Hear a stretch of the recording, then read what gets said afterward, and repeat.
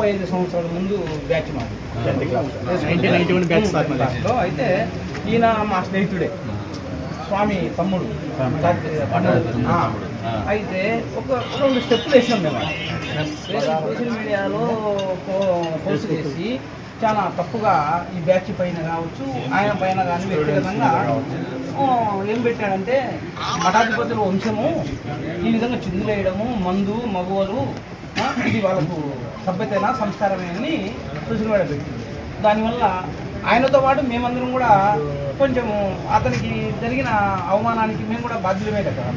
అందులో మేమందరం ఉన్నాం. ఈ బ్యాచ్కి వచ్చిన వాళ్ళు మేము అతని ఇంతటితో స్టాప్ కావాలి. ఆ విషయాలు కావాలంటే అతన్ని ఇక్కడ నియమించాలి.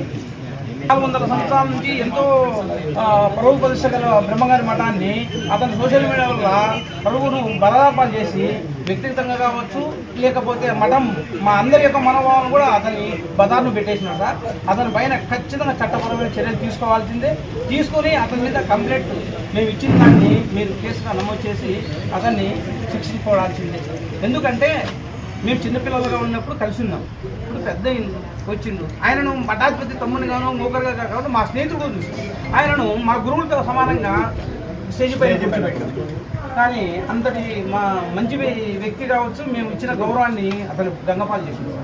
కాబట్టి దయవుంచి దీన్ని సీరియస్గా తీసుకోవాల్సిందిగా మేము మా 1991 స్నేహితుల తరఫున మీకు విన్నవించుకుంటున్నాం సార్.